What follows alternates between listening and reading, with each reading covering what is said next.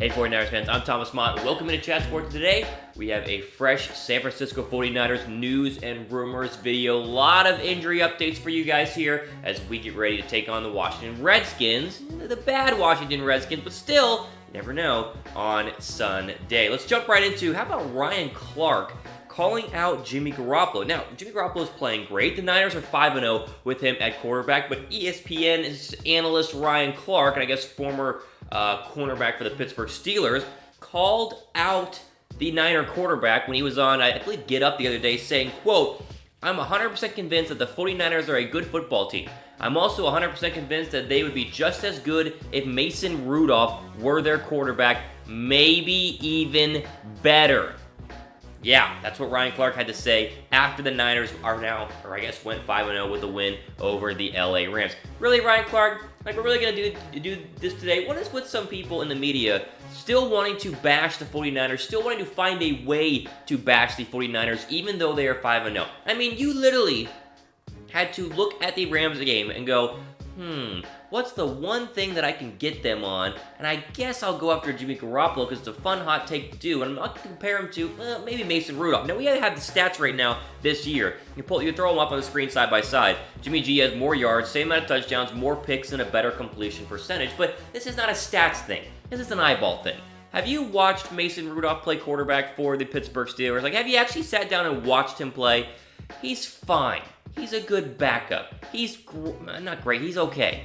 Jimmy Garoppolo is great.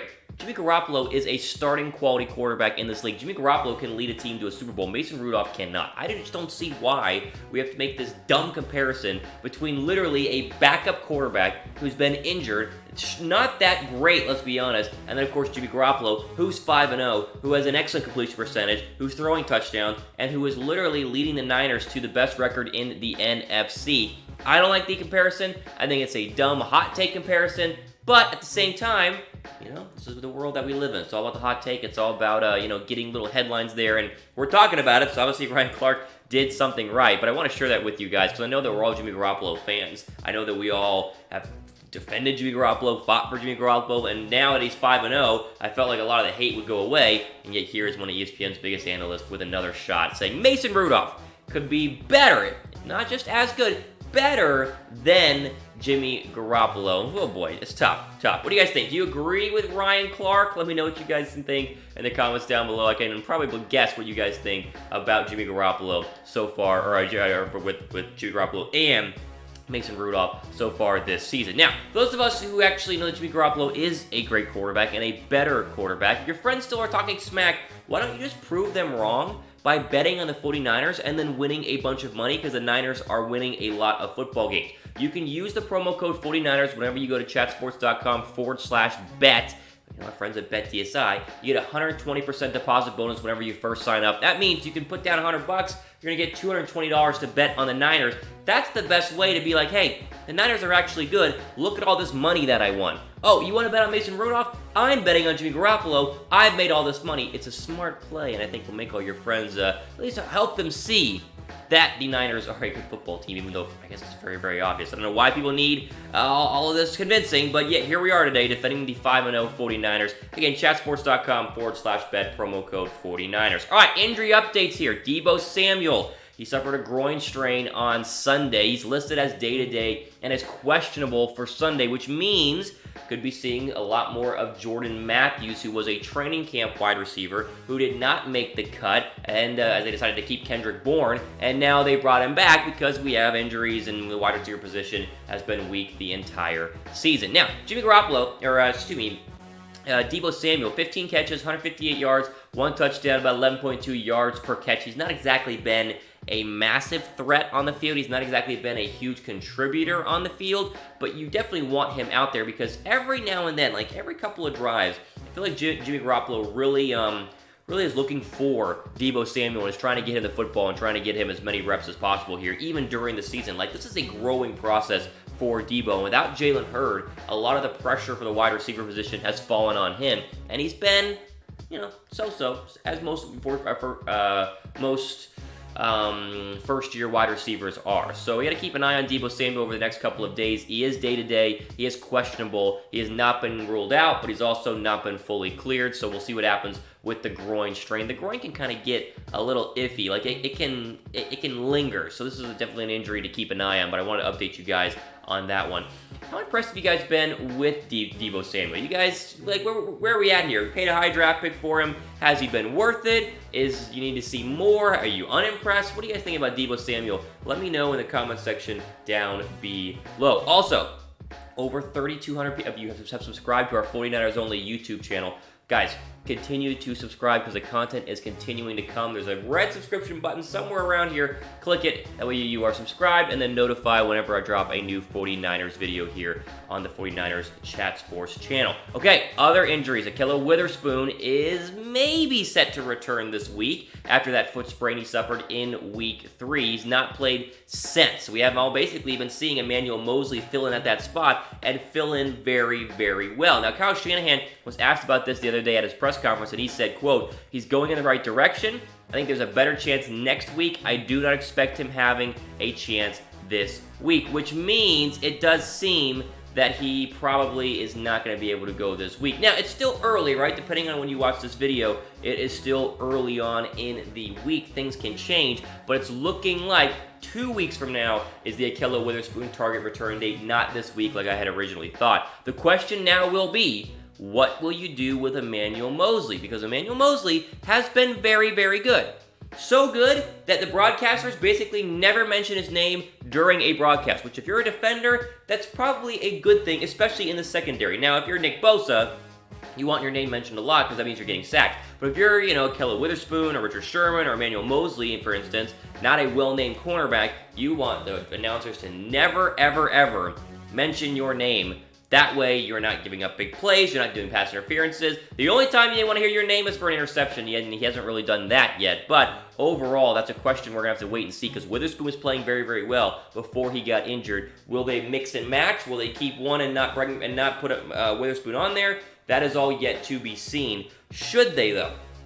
If you had to decide, well, let me know what you guys think down below. Should Witherspoon start when healthy over Moseley, or should you keep Moseley in because he has been pretty darn good ever since Witherspoon went out in week 3? Let me know what you guys think down below. All right, final little bit of injury updates here. It's a very injury update heavy day. Joe Staley, who suffered that broken fibula in week 2, looks like it could be week 9 whenever he is set to return. Remember, it was 6 to 8 weeks as they was trying to get that to heal. And of course, Justin School has filled in at his spot. But Kyle Shanahan was also asked about this the other day, and he said, quote, I'm still hoping for Arizona. That's where I'm looking at for him. Maybe a chance for Carolina, but I would consider that very lucky. In my mind, I'm hoping for Arizona. And again, Arizona is just a couple of weeks away in terms of the 49ers schedule.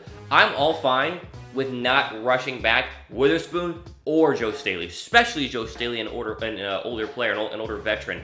Let him take his time, because Justin School's been just fine. Remember, they played the Rams this week, and yeah, he gave up 1 sack whenever it was Aaron Donald and Justin School one-on-one, which you should never do, by the way. Other than that, Justin School has been pretty darn good filling in.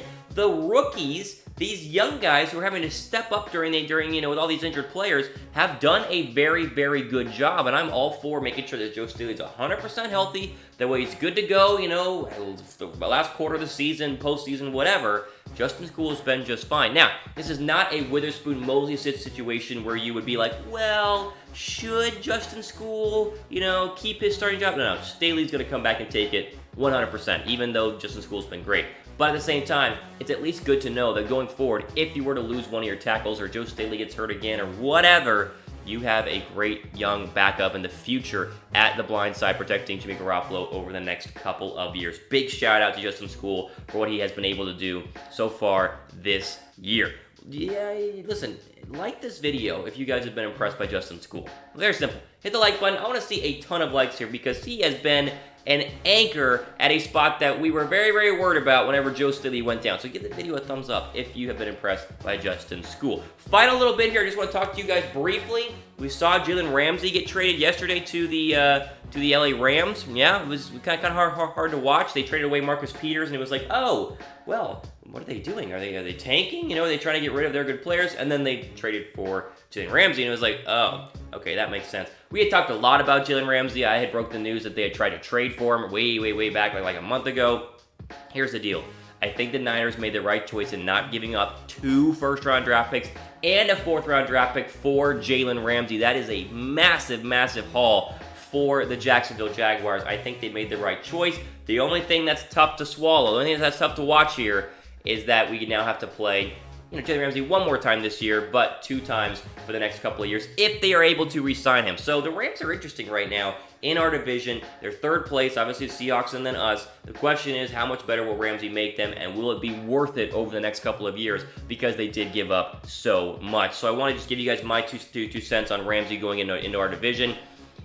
I'm glad we didn't trade for him. I would have loved him, but 2 first-rounders is just too much. I think the Niners made the right decision, especially with Witherspoon coming back and Mosley playing very, very well. What do you guys think? Let me know what you guys think down below about Jalen Ramsey coming to our division. Do you think it's going to help the Rams, or maybe hurt the Rams with no first-round draft picks over the next 2 years? There you go. All the time we have for today. A little bit shorter 49ers news and rumors video. Wanted to get you guys fully up to date on all of the injuries there. They're very close to being pretty much at full strength. That Juszczyk will come back eventually, but once we get the corner, once we get Staley and then Juszczyk, you're basically at 100%. So knock on wood, we've been very healthy so far this year. Hopefully that continues over the next couple of weeks. And now we look forward to the Washington Redskins, which hopefully will be a win. It should be a win, but it's the NFL, so you never know. For Chat Sports, I'm Thomas Mott, signing off.